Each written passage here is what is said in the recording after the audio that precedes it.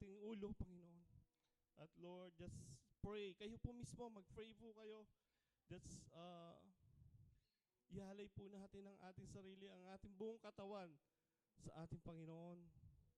Diba? Nagbasa po tayo sa John 15:5 sa umaga na to. Kung sino man po nakabasa na. Diba? You are the part of my body. Sabi ng Panginoon. Lahat connected po sa Kanya. I-connect po natin yung sarili natin sa ating Panginoon. Just pray that lahat po tayo, lahat ng ating parte ng ating katawan, iaalay po natin sa ating Panginoon. Aman Diyos, maraming salamat po sa buhay na ipinagkaloob mo sa umaga na to. Salamat po, malakas po ako, Panginoon. Salamat po, pinagaling mo po ako, Panginoon. Salamat po, binigay mo yung lahat ng aking pangangailangan. Maraming salamat po, Lord. Lord, binabalik ko po ang aking sarili, ang aking bawat parte ng aking katawan, ang aking paa, ang aking kamay, Panginoon, bibig, mata, puso, Lord, lahat po, Lord. Inaalay ko po sa inyo. Lord, tanggapin niyo po ito bilang buhay na pag-alay at tunay na pagsamba sa iyo, Lord. Na hindi po magkakasala every part of my body, Panginoon. Dahil po ito'y nakalaan lamang sa iyo, Lord. To praise you, to glorify your name. Lord, I praise you, Lord. Salamat po, Lord. Lord, kung ano man po yung mga nagawa pa namin before, nasambit po ng aking mga bibig, ng aming mga bibig, nagawa po ng aking mga kamay, o lumakad po ang aking paa doon sa direksyon na ayaw mo, Lord. Patawarin niyo po kami. Lord, forgive us, Lord. Patawarin niyo po kami, Panginoon, na ngayon po alam po namin nalalaman po namin yung mga tama at mali.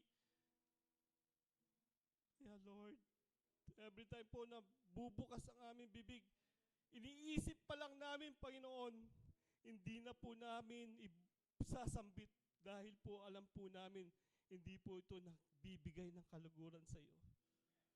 Lord, maraming salamat po, Panginoon. Thank you, Lord. Thank you, Jesus. Tanggapin niyo po ang aming buhay bilang isang buhay na sakripisyo sa iyo. Isang buhay na pagsamba sa inyo, Panginoon. Maraming salamat po, Lord. Ito po ang aming dalangin sa matamis na pangalan ni Jesus. Lahat na nagsabi ng Amen. Sige po, salamat po. Salamat po sa lahat na nanalangin. Nasa ilang week na po tayo ngayon? Ayun, pang-limang linggo na po tayo at dahil po natapos na po yung series natin dun sa 4, ngayon meron po tayong new series. At ito po yung nasa week 5. Ano po yun? Amen. One body, one mission. Isa lang po bilang iglesia, isa po yung mission natin. Bilang isang katawan ni Kristo, meron po tayong isang mission. Amen? At ang pamagat po ng ating pag-uusapan is living as one body, Christ. Living as one body in Christ. Amen. Mamumuhay po tayo na iisa lang para po kay Kristo. Amen. Ito po yung pag-aaralan po natin sa umaga na to. At ang tema po natin, pagpapatibay ng pagkakaisa at isang layunin sa iglesia. Amen. Amen. At ang ating pong teksto ay sa Efeso 4:3. Sige po, basahin po natin sabay-sabay. Sigapin ninyong sa pamamagitan ng kayapaang nagbubuklod sa inyo. Amen. So, eto po yung pag-uusapan po natin na bilang isang iglesia. Dapat nagkakaisa po tayo. Amen? Dapat hindi po tayo sabog-sabog. Isa po yung mission lang natin eh. Diba? Yung mission natin as isang body to disciples in all nation. Pakilala si Kristo sa lahat ng dako na mundo. Amen? Amen po ba? Noong ika-4 po na ating linggo, pinagbulayan natin paano ikokonekta yung pong mga tao o hindi pa po nakakilala kay Kristo. Amen? Diba? Ganun po yung pinag-usapan natin. Para po ma-connecta po natin sila, kailangan tayo mismo konektado kay Kristo. Kasi po, kapag hindi po tayo konektado, paano po natin sila makakonektado kay Kristo? Amen? Ngunit upang tunay na i-konekta kay Kristo, kailangan muna nating maging konektado sa isa't isa. Amen? Kasi kung ikatamo po, tayo po nandito sa iglesia, hindi po tayo konektado sa isa't isa, paano po natin i-connect ang ibang tao o hindi pa po nakakilala kay Kristo kung tayo mismo hindi po tayo konektado, di ba? Dapat we live by example. Tayo mismo dito sa iglesia, we live by example po. Ito po yung isang malakas na patotoo na kapag po tayo nagkakaisa bilang mga anak ng Diyos, sa tingin nyo po, pag nakita po nila sa labas na tayo po'y nagkakaisa, mararamdaman po nila yung pagkakakonekta natin at sila rin po, makokonect po sila sa atin. Tama po ba? Amen? Alam nyo po, hindi po yung pong kaligtasan ay individual.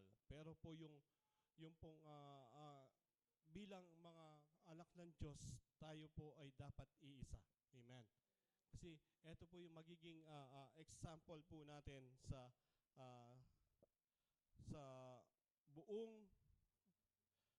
buong sambayanan po or dito po sa Santa Cruz po. Amen. Tayo po ay iisang pamilya. Hindi po ito siya ang bumubuo ng karamihan, but tayo po ay iisang pamilya. Amen. Ang sabi nga po, ulitin po natin yung ang sabi nga po ni Pablo, gawin ninyong ang lahat na mapanatili ang pagkakaisa mula sa Espiritu sa pamamagitan ng buklod ng kapayapaan. Alam niyo po, kung titingnan po natin yung istorya ni Pablo, nasabi niya po yung ganito at naisulat po ni Pablo na tayo po nagkakaisa. Kung alam nyo lang po kung nasaan po siya nung binanggit niya to, nasa kulungan po siya. Nasa kulungan, nakakulong po siya. Amen? At tinutukoy niya po itong mga sinulat po ni Pablo, ang liham na ito habang siya po'y nakakulong. Amen. At alam ko po, sila po'y tinutukoy niya po ito sa mga Hudyo at Hintil. Alam po naman natin yung Hudyo at Hintil, hindi po yan nagkakaisa noon. Di ba? So, minsan po, ganun din po tayo. Even we are one church, minsan meron mga hindi po pagkakaisa. Pero po, pinapakiusap po ni Apostol Pablo na tayo po dapat magkaisa. Amen? Bilang iglesia. Kaya nga po, ang sabi po sa Efeso 2:15, nabigay ko ba yan, ate? Okay, sabi po sa Efeso 2:15, ang pagkakaisa nila ay hindi nakabase sa kultura, kundi sa Espiritu Santo. So, even sabi ko nga, meron po tayong mga kanya-kanya minsan idea. Meron mga gusto natin, na gusto mo, gusto ni Brother Lito. Tapos, minsan hindi po tayo nagkakaisa sa mga Pero po, dahil po sa Espiritu Santo, doon po tayo nagkakaisa. Amen? Di ba? Nakalipas yung eleksyon, merong like in San Fernando, merong Team Vilma, Team Mylene, di ba? Amen?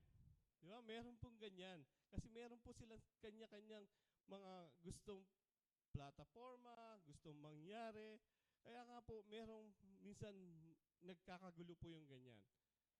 Kaya yung minsan, gusto ng isang partido, gagawin ko lang pong sidetrack to, gusto ng isang partido, sila po'y manalo lahat, di ba? Kasi yung isang organization o yung isang team nila, meron lang isa silang plataforma. Gusto eto lahat yung mangyari. Tama po ba? Di ba? So, yung pong pakihina po yung cellphone. Opo. Sa inyo po. Sige po, tutuloy po natin, di ba? May kanya-kanya po silang plataforma at gusto nilang mangyari. Amen. Sa tingin nyo po ba, yung like ginagawa ko lang po example to, yung San Fernando, mas magiging maayos ba yung pamamalahala nila doon sa San Fernando? Yes po, di ba? Kasi naging 12-0. Lahat po ng mga kapartido niya ay nanalo po lahat. Amen.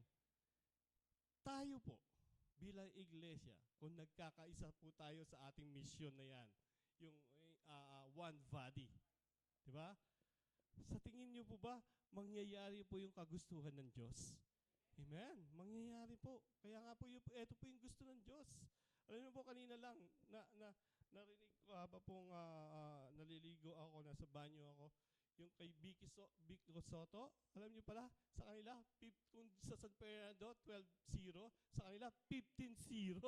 Amen. Tingnan niyo po, kasi po, nakikita po ng tao, yung tao na mismo, di ba? Ang nagsabi na dapat ito yung mamumuno. Amen. So, tayo po, pag nakita nila, tayo mismo, nagkakaisa, Lord, dapat makanini. Sino po lalapit? Yung mismo mga tao na, ito yung mga iglesia na nagkakaisa, na gusto kong sumanib sa kanila. O gusto kong makilala si Kristo dahil naging halimbawa po tayo. Amen. Hindi po yung pansarili natin. Hindi yung pagkakaisa po natin bilang iglesia. At nakikita po nila si Kristo sa atin. Amen. So, ito po yung gusto pong iparating na mensahe na to, na kailangan po tayo ay magkakaisa bilang iglesia. Amen. One body, one mission. Amen. So, meron po tayong 5 puntos na pag-aaralan. Ang unang points po natin, sabi po, ang iglesia ay pamilya ni Kristo. Amen. At babasahin po natin sa Efeson 2:19, sumakatawid, hindi na kayo mga dayuhan, taga ibang bansa, kundi mga kababayan ng mga hinirang ng Diyos at kabilang sa kanyang sambayanan. Amen. Ano pong gustong iparating sa atin? Meron pong iba-ibang lahi dito. Tayo po, di ba? Meron taga Manila. Sister Rachel, Manila ka talaga, di ba? Taga Rizal. Amen. Si Sir Weng, taga Isabela yan. Amen. Hindi naman tayo purong Kapampangan lahat. Sir Alma, Tagalog na tayo. Saka si Sir Alma. Tagalog siya eh. Amen. So, meron ng mga Canada citizen. Meron pong taga Nueva Ecija. Amen. Amen. Canada. Hindi ka Canada. Hindi ka na Canada ngayon. Nasa Barcelona ka na. Di ba? Ano po? Ibig sabihin po, kahit po hindi tayo purong Kapampangan, nasa iba-ibang bansa, nasa ibang lugar po tayo, bansa na tuloy. So, we are po, kumbaga tayo po ngayon, we are citizen of Living Faith Christian Church of Porac. Iisa na po tayo ngayon. At citizenship na po natin ay dito po sa Living Faith po. Amen. Nagkakaisa na po tayo dahil heto po. Kasi nung isinulat po ni Apostol Pablo to, sabi ko nga, meron mga Hintil, mga Hudyo, diba? Tayo po, iisa na po ngayon. Ang citizenship po natin ay nandito na po sa iglesia na to. Kaya nga po, sinabi niya po yan, alin na kadayuhan, hindi na po tayo dayuhan. Dito na po tayo. Kahit anong pong gawin natin, dito na po yung citizenship natin. Amen po ba? Amen. Kaya nga po, kailangan iisang katawan, iisa po yung mission natin. Ito po yung pinaparating po na ating Panginoon. Tayo po ay hindi ilang organisasyon, tayo po ay isang pamilya rin. Hindi po literal na pamilya. Alam ko po, alas pamilya po tayo dito. Pero dahil po naging pamilya po tayo ni Kristo Jesus. Amen. Diba sinasabi nga, tayo ay magkakapatid dahil kay Kristo. Amen? Kaya isang pamilya na po tayo, hindi po tayo isang klase ng organisasyon. Sa pamilya ng Diyos, hindi mahalaga kung gaano katagal o kabago ka man sa iglesia. Amen.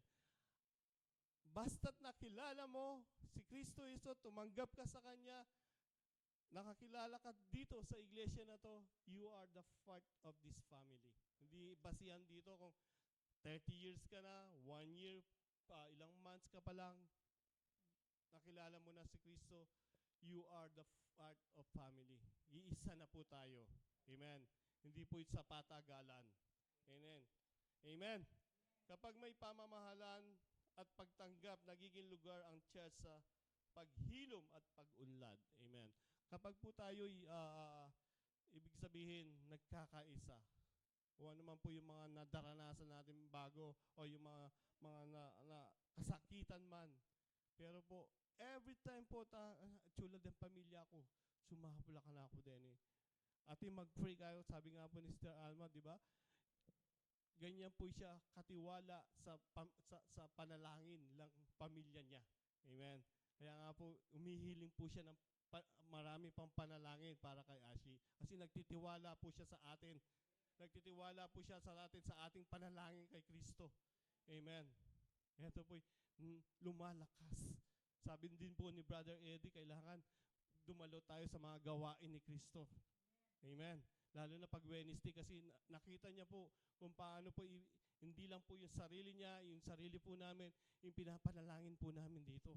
Yung buo po, yung ibang bansa, yung pong lahat ng pamilya, lahat ng umihingi ng kagalingan, ito po yung pinapanalangin po natin.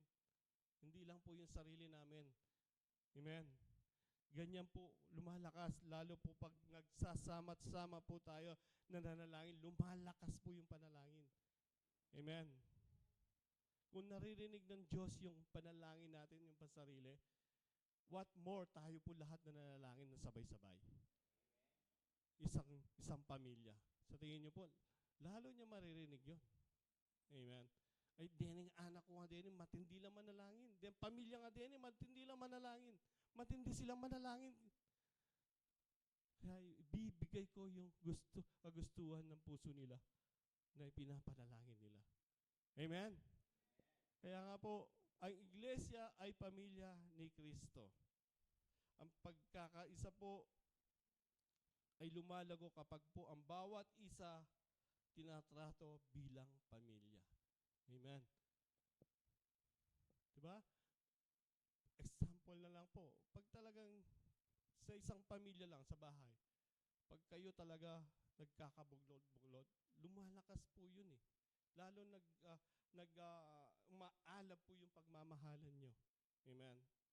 Nagrerespetuhan, ginagalang ang bawat isa, lumalakas po. Lalo na kayo, sabay-sabay na nanalangin. Sabay-sabay na nag-aaral ng salita ng Diyos. Kaya nga po, kailangan po ang iglesia nito ay pamilya ni Kristo. Ito po yung unang-unang tandaan po natin. Amen? Pangalawa po, Point number 2, ang pagkakaisa ay pinangangalagaan. Amen. Yung ang pagkakaisa ay pinangangalagaan. Efeso 4:3, sikapin ninyong mapanatili ang pagkakaisa mula sa Espiritu. Amen. Sikapin ninyong mapanatili.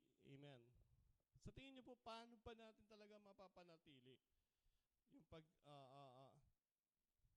alam niyo po, hindi naman po yan automatic eh. Pinagsusumikapan po yan. Hindi yan automatic na kayo magkaisa ako, optimano. Kailangan, meron pong ginagawa po tayo. Hindi po automatic yan. Amen.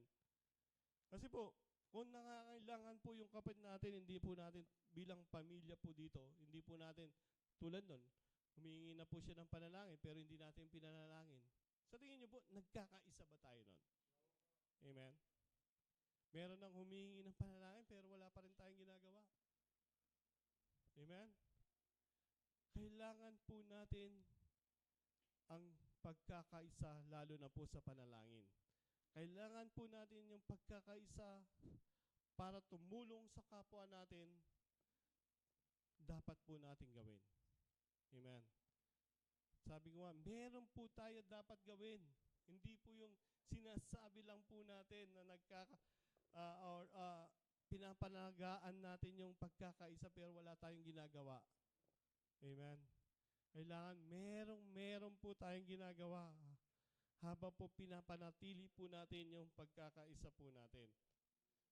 Sabi nga po, gawin ninyo ang lahat upang mapanatili ang gawin ninyo ang lahat. Di ba? Ali po sinabi na, gawan mo ya ini. Ang sabi po doon, lahat. Lahat. Pag po ba lahat, maski ba utusan na kanin meto mong kapatid, namunta ka kaya nagawan mo. Dapat.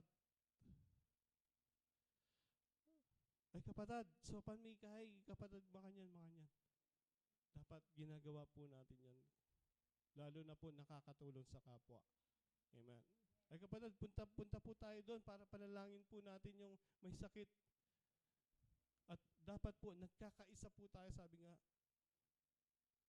Kapag po tayo, minsan po kasi, merong humingi ng panalangin, lalo na kung minsan pag iisa ka lang pupunta, parang mahina, di ba? Walang power. Pero isa, dalawa, tatlo, apat, lima, mas marami kayo, ang lakas po ng dating ng panalangin. Amen. Ganun po, mapapanatili po natin yung pagmamahalan, pagkakaisa po natin.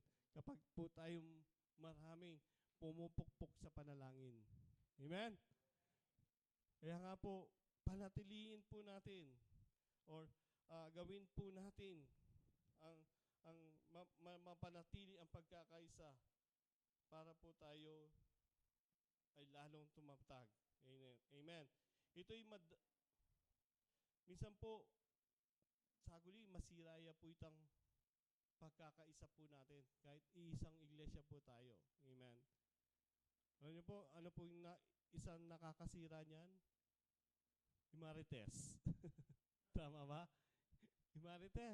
Imaritoy.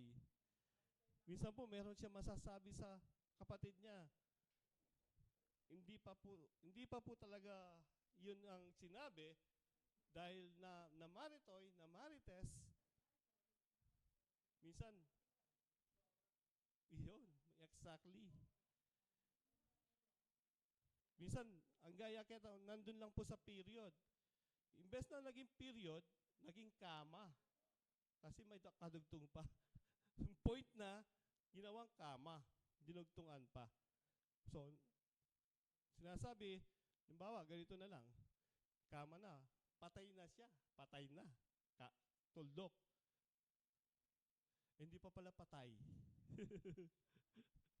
Or ganito, buhay pa pala. Tapos, kinama, ay, namatay na siya. Buhay pa pala. Nakuha niyo po yung point ko? Amen?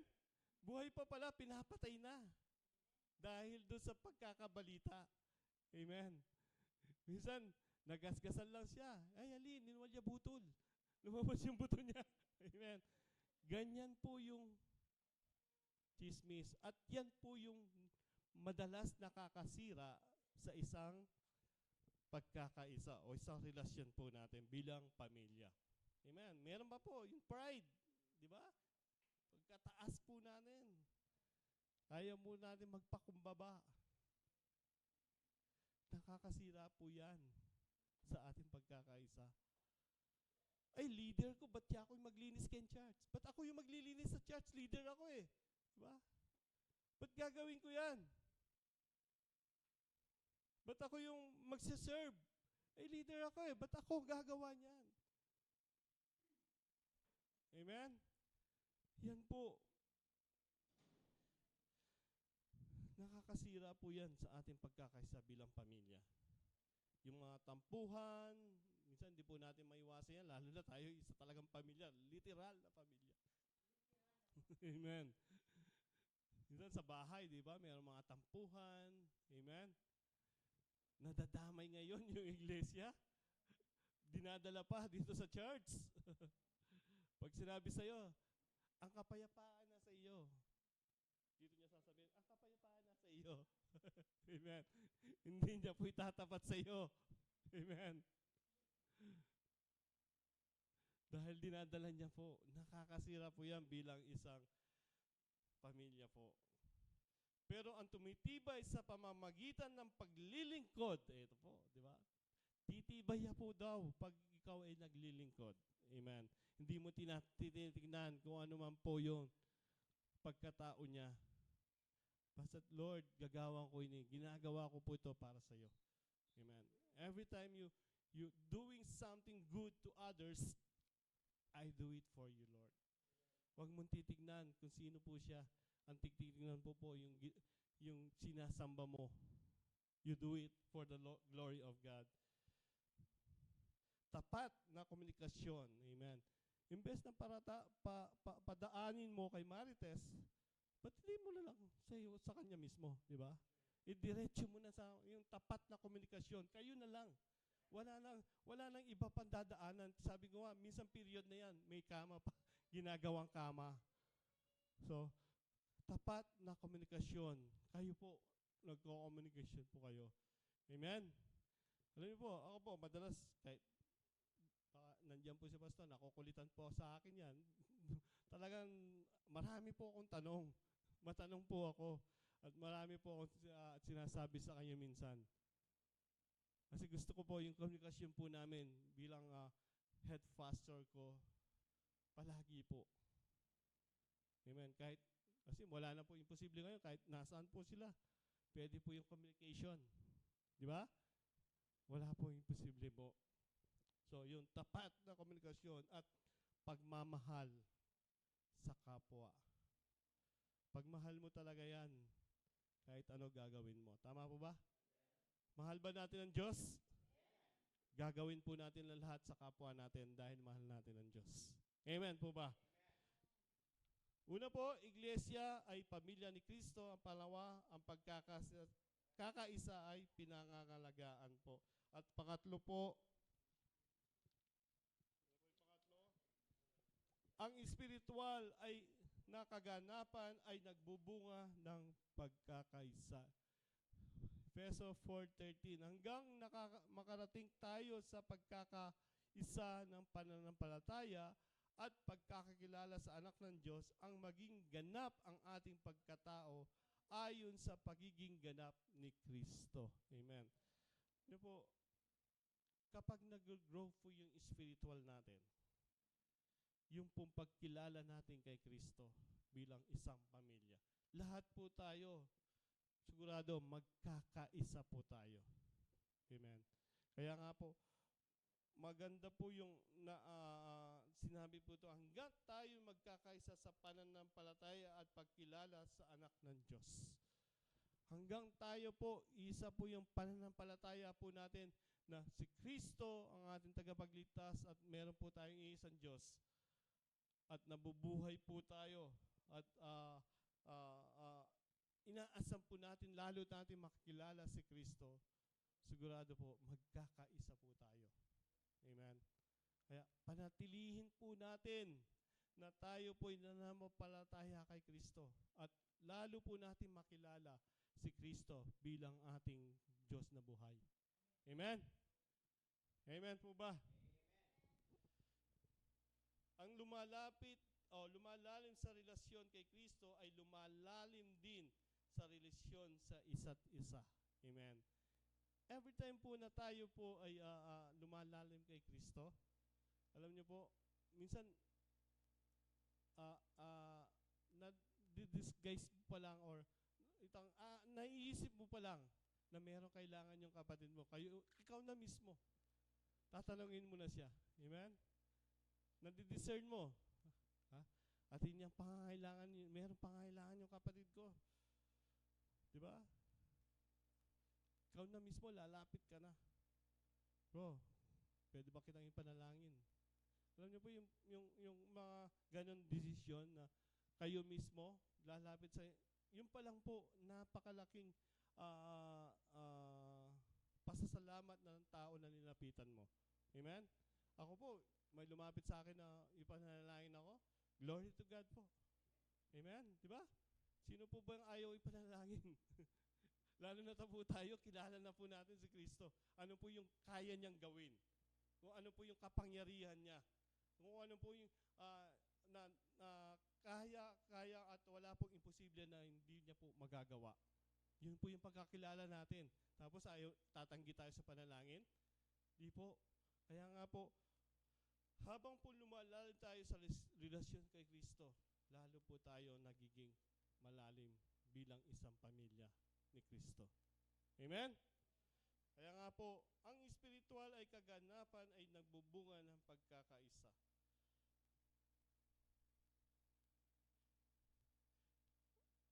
Ang espiritual na kababawan ay nagbubunga ng pagkakahati. Pero ang espiritual na pag-unlad ay nagdudulot ng pagkakaisa. Kapag po kasi lahat po tayo, o tayo meron pong hindi po lumalalim kay Kristo, lalo po siyang parang imbes na lalalam niya, ano po ito, Tagalog yun. Parang, hindi po, pag yung po lumalalim, kabaliktaran po nun, bumababaw po yun. Yung pong pananampalataya niya lalo lumalayo. Amen. Lalong hindi po siya nag-aaral, ayaw niya po mapalapit kay Kristo, lalo po nawawala po yung pagkakaisa bilang pamilya. Amen. So, kailangan lahat po tayo lumalim po ng espiritual para po tayo ay magkaisa. Habang tayo nagiging katulad ni Kristo, mas nagkakaisa po tayo. Tama po ba? Habang lumalalim po tayo kay Kristo, nagkakaisa po tayo bilang isang pamilya. Amen? Yun po yung pangatlo, ang spiritual at kaganapan ay nagbubunga ng pagkakaisa. Amen? Number 4, dalawa na lang po. Ang sabi po, ang pagkakaisa ay daan tungo sa isang layunin. Amen? Iisa lang bang buong layunin natin? Amen? Ang sabi po sa Efeso 2, verse 2, sinusunod ninyo noon ang masamang takbo ng mundo ito. Amen?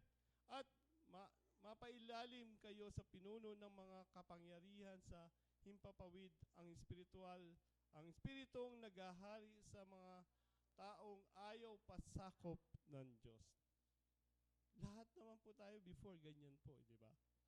Nasa kamanduhan po tayo, nagpapasakop po tayo sa mga kung sino-sino, yung mga makamundong gawain, but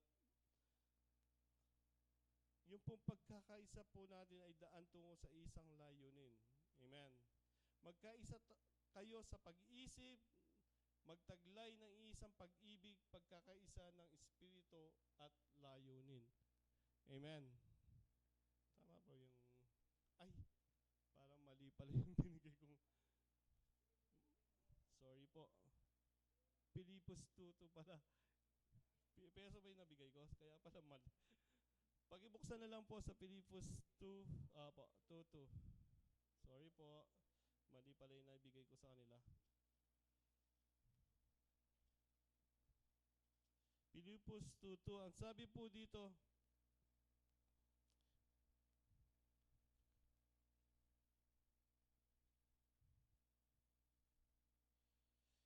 lubusin ninyo ang aking kagalakan, magkaroon kayo ng iisang kaisipan, magbuklod kayo ng isang pag-ibig, at magkaisa kayo ng puso at diwa. Ayun nga po, magkaisa kayo ng pag-iisip, magtataglay ng isang pag-ibig, pagkakaisa ng espiritu at layunin. Dapat iisa lang po ito. Amen. Bilang isa pong sumpon sa tungo sa iisang layunin. Kapag iisa po ang ating diwa, iisa po ang ating direksyon. Amen. Tama ba? Kung tayo po ay puro positibo, sa tingin niyo po, ano po mangyayari sa iglesia na to? Lalago po bilang isang pamilya. Amen. Lahat po tayo ay positibo yung gusto natin mangyari. Di ba? Tulad po ng gusto po na pinapanalangin po natin na maitayo po yung building na yon. Yun po yung lahat ng gusto natin, di ba? At lalo po tayong magkaisa yung layunin po natin. Sabi nga po ni Pastor, hindi lang po yung building, kailangan tayo mismo nandito sa church. Lumago po tayo. Kung gumaganda man yung building, lalo po gumaganda dapat yung relasyon po natin. At iisa po yung layunin po natin.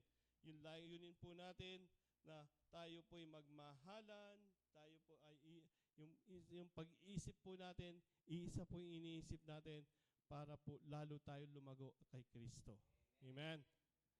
Ito po, kaya nga po, di ba, yung mission po na one mission, one body, di ba? At ito po yung magagamit po nating sandata para po marami pa po makakilala kay Kristo. Maging maganda po tayong halimbawa. Amen. Yung pong goal natin,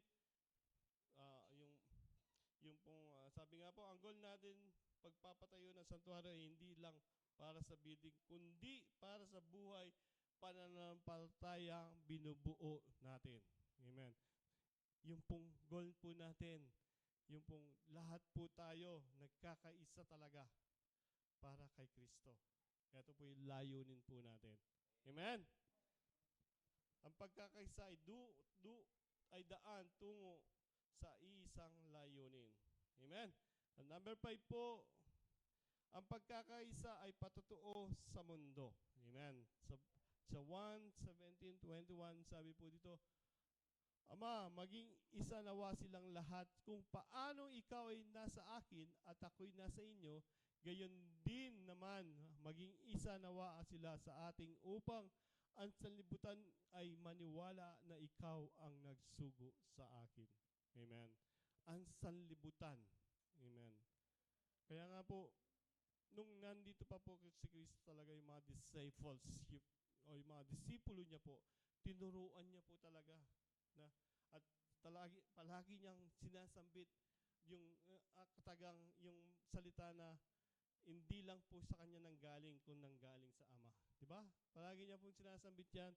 So, tayo po bilang iisa, hindi po natin tinataas ang bawat isa sa atin, tinataas po natin palagi si Kristo. Amen. Siya po yung nagiging patutuo lang po tayo dito sa mundo. At bilang pamilya, bilang nagkakaisa, ito po yung makita po nila, yung nagkakaisa po talaga tayo. Isang layunin, isang pamilya, isang misyon na saan po nakikilala si Kristo. Amen. Nakikilala ang ating Panginoong Jesus.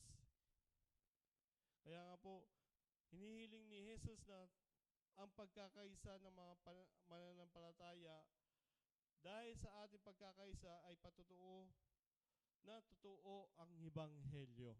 Amen.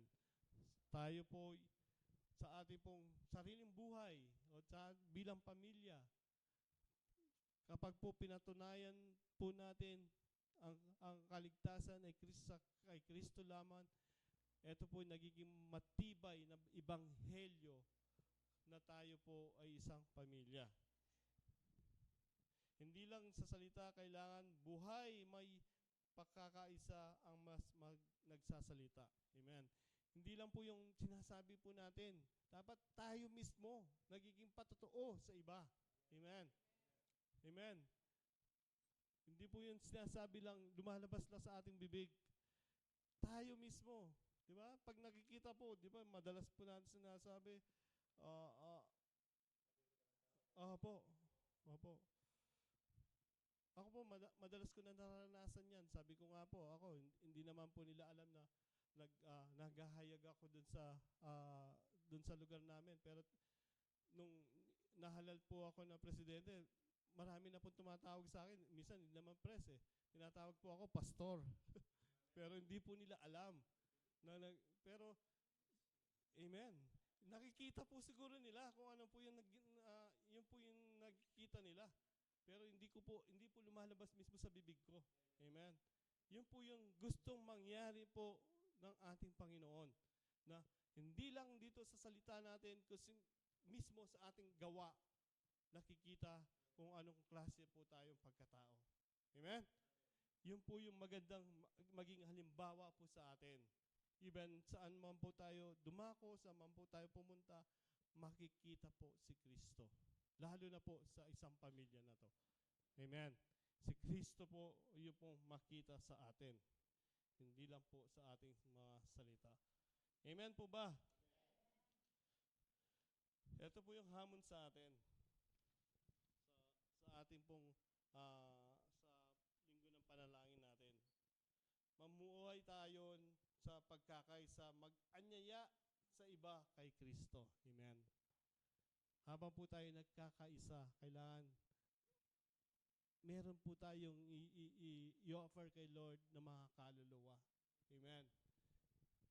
Sinasabi mo, nagiging maganda kang halimbawa. Kailangan i-offer mo si Lord sa kanila. Amen. Makilala nila si Lord dahil ginamit ka ni Lord bilang isang totoo halimbawa. Amen. Kahit saan, kahit sa trabaho mo, kapitbahay mo, paglabas mo pa lang dito, makilala ka na bilang isang Kristiyano at isang tagapagsunod ni Kristo. Meron po tayong panalangin sa isang linggo na to, na isama nyo po sa panalangin nyo, pakipicturean nyo po or tingnan nyo po, pwedeng pakiplas ate. Na ano ba? Ayan na pala, sorry. Ayan po, panalangin sa linggong ito. Ipanalangin po natin para sa pagmamahalan, kababang loob, at kapayapaan. Sama niyo po sa prayer niyo. Panalangin para sa pagkakaisa, sa pagbibigay, at pagtutulungan ang misyon ng iglesia. At pangatlo po, pasasalamat sa Diyos para sa bawat buhay at kaloob na ginagamit ng simbahan. Amen. Kailangan po natin ipanalangin to para lalo po tayo magkaisa at lalo po tayo lumago bilang isang pamilya. Spiritual step ngayong linggo. Pagbulay-bulayan po natin yung Efeso 4:3 araw-araw. Sama niyo po sa inyong pagbabasa, paulit-ulit po natin basahin, pag-aralin ang Efeso 4:3. O ano pa yung pwedeng idagdag pa po sa ating pag-aaral o sa ating kaalaman. Amen? Amen po ba? Magipag-ayos kung may tampuhan. Sino ba meron tampuhan dito? Para wala. Amen. Glory to God. Kung wala. Pero sabi mo dito, magipag-ayos kung may tampuhan. Ikaw ang maunang gumawa ng hakbang. Baka umirad yung ano diyan, yung pride. Ay, aliw, ba't ako? Bakit ako? Di ba? Oy, wow, tawa kayo. Ay, siya nga nagkasala sa akin eh. Siya nga nagbigay ng tampo sa akin eh. Bakit ako? Pero ano mo sinasabi? Ikaw ang maunang gumawa ng hakbang para kayo ay magbati. Amen? Amen po ba? I-honor ang kapwa mo miyembro. Amen. I-honor mo siya. Pasalamatan mo siya sa kanyang ginagawa. Amen. Kung ano man po yung ginagawa niya, tumutugtog man siya dito, kumakanta man siya dito, or naglilinis man siya dito sa church. Amen. Pasalamatan mo siya. Kapatid, salamat. Palagi yung malinis in church. Amen. Amen. So, i-honor mo siya. Bigyan mo siya ng pasasalamat. Maglingkod at magbigay mula sa pusong tapat sa misyon. Amen. Misyon. Maglingkod at magbigay mula sa puso tapat na misyon. Ipanalangin ang pagkakaisa ng pamilya, life group, at buong church. Amen. Ipanalangin mo yung humans, yung men's, amen. Sunday school, mga youth, amen. Ipanalangin niyo sila, amen. Na magkaisa po bilang isang pamilya. Life, ipanalangin mo ang buong church. Sino po yung buong church? Tayo po. Panalangin natin ang isa't isa. Sabi nga, matindi po yung panalangin ng bawat isa sa atin. Amen? Amen po ba? Sige po, maganda na po yung music team para po, eto na po yung, sabi po, tayo ay tinawag mamuhay bilang isang katawan kay Kristo. Ito po yung pagkakatawag sa atin. Mamuhay bilang isang katawan ni Kristo. Amen. Meron po tayong kanya-kanya at sinasabi po sa salita ng Diyos, meron tinawag na mangangaral, may tinawag na mayroong tagapagturo, meron tinawag na mga teacher, may tinawag na tagabigay. Amen. Lahat po tayo meron pong parte at aksyon po sa iglesia na to. Amen. Hindi po tayo tinawag para umupo lamang dyan, makinig na salita ng Diyos. Hindi po. Tinawag po tayo lahat para po sa isang katawan ni Kristo. Meron po tayo lahat na bahagi na dapat gampanan po. Yung pong gift na yan, huwag mo nang itago. Kung gusto ng Panginoon na tumugtog ka, you are welcome. Gusto ng Panginoon na maglinis ka, you are welcome. Gusto ng Panginoon na mag-donate ka ng marami pang aircon. Mainit pa, di ba? Mag-donate ka ng marami pang mga kaluluwa. Kapag tinawag ka, ikay mamamalakaya ng kaluluwa, huwag mo nang itago yung kapatid. Dahil kailangan ka ng ating Panginoon. Sabi nga, nandyan na yung mga aaniin, pero kulang yung tagapag-ani. Sabi, the harvest is full, but the harvesters, yung mga nag-harvest ay kulang. Amen. Pero marami nang aaniin. Amen.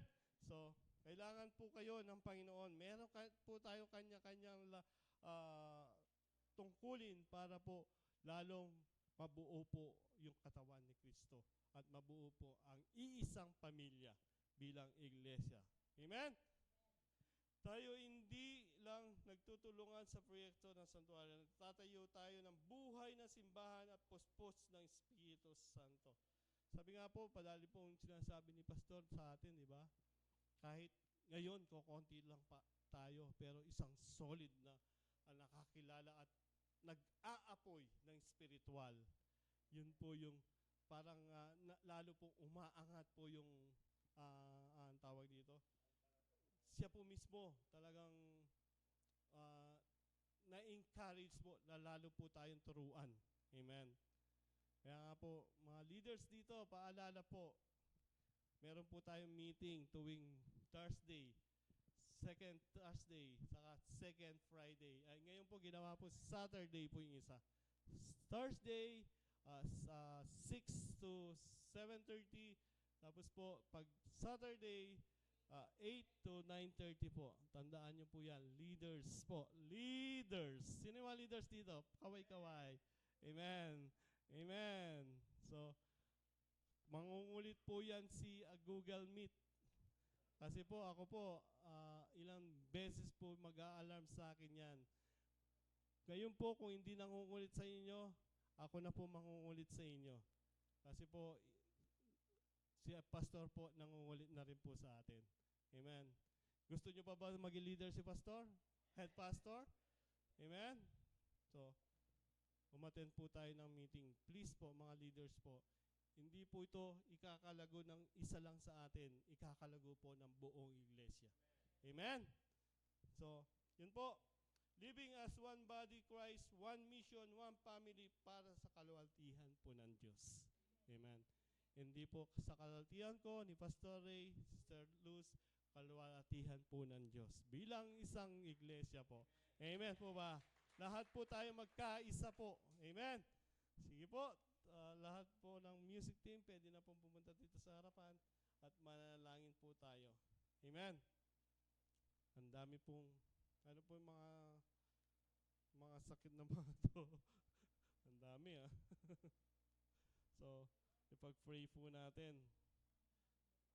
Sabi nga po, walang imposible po sa ating Panginoon. Lalo na po, nagkakaisa po tayo sa ating panalangin. Amen? Amen? Wala po tayo tumayo at panalangin po. Umawit po sa ating Panginoon habang po tayo nanalangin.